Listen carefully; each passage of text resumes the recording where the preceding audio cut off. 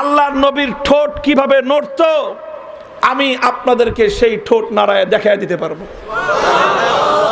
নবীজির কাছে কোরআনের আয়াত নাজিল হলে নবীজি শুনতেন, বুঝতেন ঠোঁট কিভাবে নাড়াতেন।